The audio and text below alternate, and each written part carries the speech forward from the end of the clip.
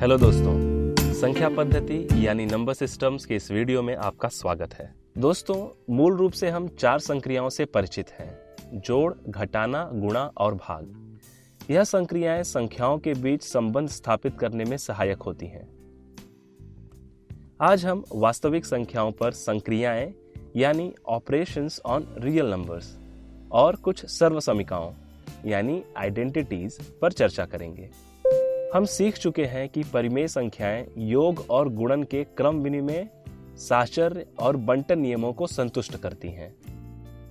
दोस्तों, किसी भी परिमेय संख्या को जोड़ें, घटाएं, गुणा करें तो प्राप्त संख्या भी परिमेय संख्या ही होती है। क्या हम भाग के लिए भी ऐसा कह सकते हैं? चलिए देखते हैं। यह रही 2 परिमेय संख्याएं।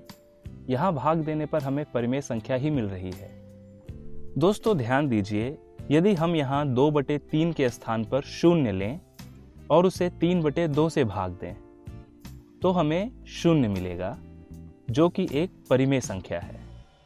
लेकिन यदि हम 3/2 के स्थान पर 0 लें और 2/3 को 0 से भाग दें तो हमें मिली यह संख्या अपरिभाषित है, यानी यहाँ हमें परिमेय संख्या नहीं मिली।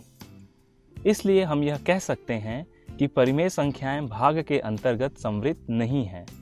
पर यदि हम 0 को शामिल न करें तो दूसरी सभी संख्याओं के समूह भाग के अंतर्गत संवृत हैं। अपरिमेय संख्याएं भी योग और गुणन के क्रम विनिमय, साहचर्य और बंटन नियमों का पालन करती हैं।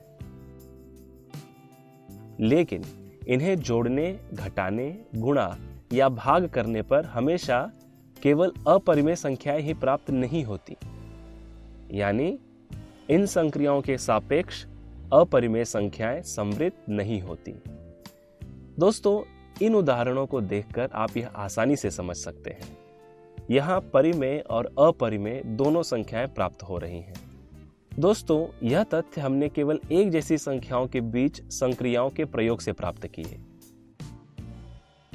चलिए अब हम एक परिमेय और अपरिमेय संख्या के बीच इन संक्रियाओं को देखते हैं। 4 एक परिमेय संख्या है और करनी में 19 यह एक अपरिमेय संख्या है। क्या आप बता सकते हैं कि इन्हें जोड़ने पर मिली संख्या परिमेय होगी या अपरिमेय? करनी में 19 का दशमलव प्रसार अनवसानी अनावर्ती है, इसलिए 4 धन करनी में 19 का दशमलव प्रसार भी अनवसानी अनावर्ती ही होगा, यानी यह एक अपरिमेय संख्या है। अब संख्याओं को घटा कर देखते हैं। करनी में 6 ऋण 3 यह भी एक अपरिमेय संख्या है, क्योंकि करनी में 6 एक अपरिमेय संख्या है। 2 और करनी में 5 का गुणा करने पर मिला 2 करनी में 5, यह भी एक अपरिमेय संख्या है। चलिए भाग करके देखते हैं। करनी में 17 यह एक अपरिमेय संख्या है, यानी इसका दशमलव प्रसार अनवसानी अनावर्ती है, इसलिए 4 से भाग देने पर मिली इस संख्या का दशमलव प्रसार भी अनवसानी अनावर्ती ही होगा, यानी यह एक अपरिमेय संख्या है। दोस्तों, इन सभी तथ्यों को देखते हुए हम यह कह सकते हैं कि एक परिमेय संख्या और एक अपरिमेय संख्या को जोड़ें या घटाएं तो प्राप्त होने वाली संख्या अपरिमेय संख्या होती है, और अपरिमेय संख्या में 0 को छोड़कर किसी भी परिमेय संख्या से गुणा या भाग करने पर प्राप्त संख्या भी अपरिमेय संख्या होती है। चलिए आगे बढ़ते हैं। मान लीजिए a और b धनात्मक वास्तविक संख्याएं हैं, तो करनी में ab बराबर होगा करनी में a गुणे करनी में b के। उसी तरह करनी में a बटे b बराबर होगा करनी में a बटे करनी में b के। दोस्तों, आप इन दोनों सर्वसमीकाओं से परिचित तो होंगे ही। यहाँ a और b वास्तविक संख्याएं हैं। अब अगर हम पहली सर्वसमीका में a के स्थान पर करनी में a और b के स्थान पर करनी में b रखें तो यह सर्वसमीका हो जाएगी कुछ इस प्रकार। और अगर हमने a को a ही रखा, केवल b के स्थान पर करनी में b रखा, तो यह हो जाएगी कुछ इस प्रकार।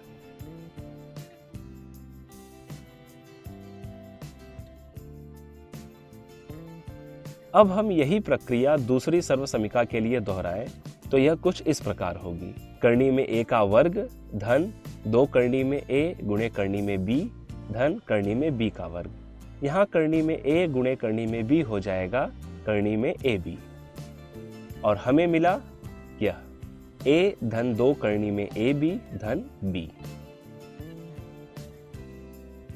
दोस्तों, यदि संख्याएं करनी में a धन करनी में b गुणे करनी में c धन करनी में d इस रूप में हो तो हम क्या करेंगे? चलिए इसे भी सरल करते हैं और देखते हैं कि क्या मिलता है। हम सामान्यतः जिस प्रकार कोष्ठक को हटाने के लिए संख्याओं का गुणा करते हैं, यहाँ भी उसी प्रकार गुणा करेंगे, या कह लें हम योग पर गुणन के बंटन नियम का उपयोग करेंगे और हमें मिलेगा यह करनी में AC धन करनी में AD धन करनी में BC धन करनी में BD। वर्गमूल से संबंधित यह सभी सर्वसमीकाएं विभिन्न रूप से उपयोगी हैं। अगले वीडियो में हम इस पर विस्तार से चर्चा करेंगे। इस सत्र में बस इतना ही। आज हमने वास्तविक संख्याओं पर संक्रियाएं यानी ऑपरेशंस ऑन रियल नंबर्स और कुछ सर्वसमीकाओं पर चर्चा की। धन्यवाद।